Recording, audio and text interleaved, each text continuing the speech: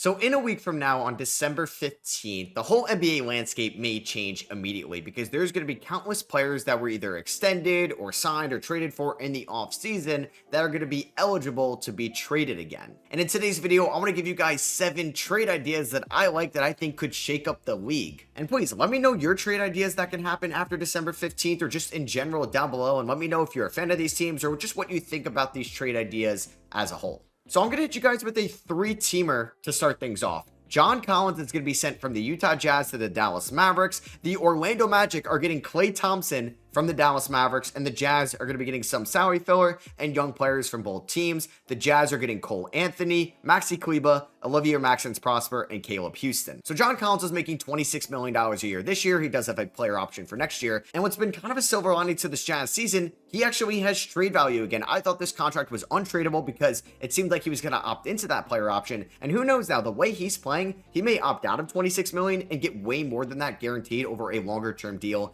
in the offseason. The Mavericks could look to add John Collins because I think the Klay Thompson experiment isn't going to really be best suited for this team because John Collins is shooting 40% from 3 this season, but he's also a good rebounder. He's a good post player, and he's not really much of a different defender than Klay Thompson because the defense that the Mavericks need in the fourth quarter is going to come from PJ Washington and either Najee Marshall or Quentin Grimes. They can get enough offense out of Kyrie Irving and Luka Doncic. So Collins could be a nice floor spacer for this team, give them a little bit more size as well. And we haven't really seen John Collins on a contending team before. This could be the same thing we saw with Daniel Gafford and PJ Washington when they went from losing environments in Charlotte and Washington to the Mavericks. This could be the same thing with John Collins going from Utah to Dallas. He could play with a lot more energy. I think he can improve as a defender because he has the athleticism and the length to do so. And it's just a better offensive player as a whole than Klay Thompson now. As for the Magic, though, they are one of the worst teams in the NBA in terms of three-point shooting. Nobody can really knock down threes consistently. And Klay Thompson hasn't really been great overall from 2-pointers this year, but he is shooting 36% from 3 on decent volume. He's on not that expensive of a contract. And this could be a nice pickup for the Orlando Magic, who are trading away Caleb Houston, who's not really a rotational guy for them,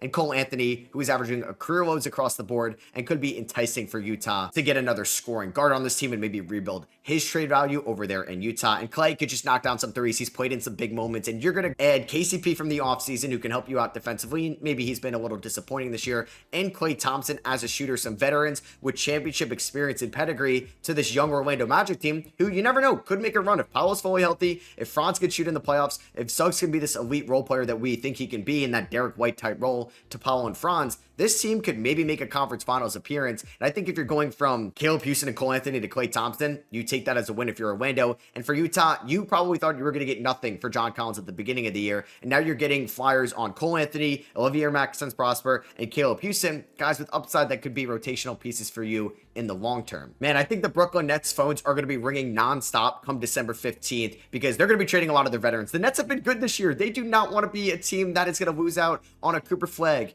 Ace Bailey, Dylan Harper in the strip because they were too good to start off the year. So I think there's a good trade in place with the Warriors and the Nets. It's going to send Cam Johnson and Day'Ron Sharpe to the Warriors in exchange for D'Anthony Melton to make the money work. He's out for the year. The Warriors should trade him. Kevon Looney to also make the money work, but they're getting Day'Ron Sharpe in return. And the big piece going to Brooklyn is Jonathan Kuminga because Cam Johnson is going to be one of the premier trade assets on the market this season. And the Nets should definitely trade him. They should definitely sell high on his value. He's 28 years old. And you can't tell me with a straight face that Jonathan Kuminga fits this Golden State Warriors offense better than Cam Johnson would. Cam Johnson this year is averaging 18 points, 4 rebounds, 3 assists. He's shooting 48% from the field, 43% from 3, 90% from the line. He's had multiple 25-plus point games this season as a number 1 at times in Brooklyn. Imagine him being a complementary piece in Golden State when there's going to be so much gravity and attention towards Steph Curry, and Cam Johnson could play well off of Andrew Wiggins. He's played in the NBA Finals before with the Phoenix Suns, and he's also under contract for the next couple of seasons, so it's not like you're giving up Jonathan Kuminga for a rental. And as for the Nets, they have a ton of draft capital going forward. They may not want draft picks for Cam Johnson and may value Jonathan Kuminga, who just turned 22 years old the other month. He's having a down year from last year for the Warriors, and he's going to be a restricted free agent at the end of the year. You could try to turn his career around, and he could be a fun young piece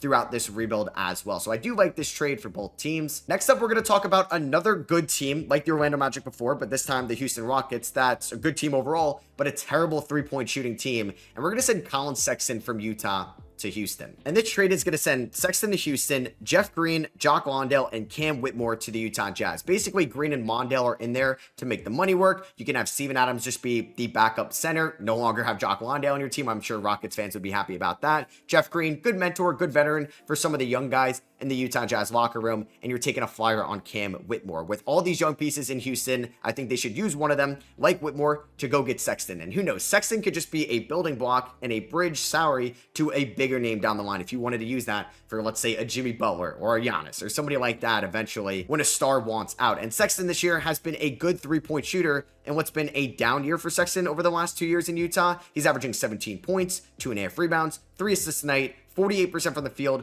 43% from three on about 4 attempts a game. He's a good free throw shooter, just under 90% from the line. And he could be the spark plug that you need coming off the bench. You could start him if you wanted to, but you have Van Vliet and Jalen Green. You're not going to get good playoff scoring, I think, out of Reed Shepherd this year. Amen Thompson and Tari Eason, great defenders. Same with Dylan Brooks. But can you rely on them to be a secondary shot creator in the playoffs? No, you can delegate that towards Colin Sexton, and that's why you pick him up here. He's also under contract next year, so it's not like you're giving up Cam Whitmore for a rental, and you got to give up something to get something, and that's why Cam Whitmore is involved, because I'm sure you would have liked that role just to be to Cam Whitmore this year, but it's been somewhat inconsistent. I still think you can sell high on his productive rookie year, and next year he's going to get a little bit more expensive. Year 3, the team option, and then he's going to be looking for an extension after next year. I think with just all these young mouths to feed in Houston, you could turn Green, Landale, and Whitmore into a good three-point shooter in Colin Sexton who can help you in the playoffs. The Sixers got to do something, right? I think they're going to call up the division rival, the Brooklyn Nets, and they're going to ask for Dorian Finney-Smith. They'd be giving up Kelly Oubre Jr., KJ Martin, and a first-round pick in 2026. That could be from OKC, Houston, or the Clippers. It's probably not going to be a good first-round pick, and I think that makes sense for a Dorian Finney-Smith return.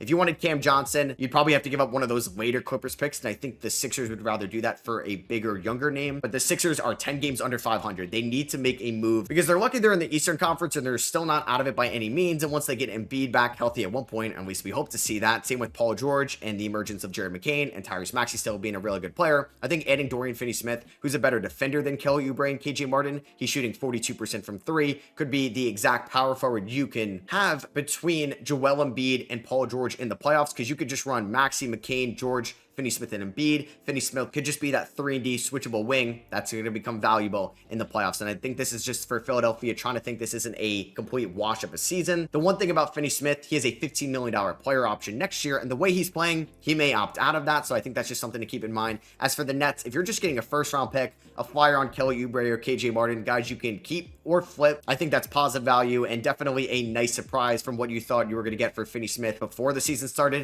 And I think Kelly Oubre could be an elite and commander for you. Let's stay on the topic of the Nets because I do think it could be very active at the deadline, and this trade is going to involve the Orlando Magic and the Brooklyn Nets, two teams we've talked about, so this could be a different trade for the Orlando Magic. This would send Cole Anthony, Jonathan Isaac, and Jet Howard to the Brooklyn Nets in exchange for Cam Johnson and Dennis Schroeder. This one I think may be a little bit far-fetched because I don't know what type of value Jonathan Isaac has on the open market. He's been a little underwhelming since coming back from those injuries a little bit ago on the offensive end, but is still an incredible defensive player. I'd like to see him as like a top scoring option in Brooklyn just to see if he could tap into that potential that we saw at Florida State and early in his career before all those serious injuries. They can also take a flyer on Cole Anthony, and you could see if you could turn his career around and then maybe flip him in the offseason or something like that. And also, let's see Jet Howard play some meaningful minutes over there in Brooklyn. As for Orlando, I think just getting Dennis Schroeder is cool because he plays with the Wagner brothers and Tristan da Silva on Team Germany in the Olympics. So you kind of have that German connection going over there in Orlando, and you get Cam Johnson. This team needs shooting, like I talked about earlier. They may need to include a first-round pick in this trade as well because I do think Cam Johnson has a ton of value. I know you're sacrificing some defense here, but you have that in some other guys on your team. I would have included Wendell Carter Jr., but he can't get traded this year, so it's going to have to be Jonathan Isaac after January 2nd. This is just a desperate trade for the LA Lakers. They're going to be getting Brandon Ingram from the New Orleans Pelicans. He just signed with Clutch Sports, so hey, the connection is there. They're going to be giving up D'Angelo Russell. The Pelicans could just buy him out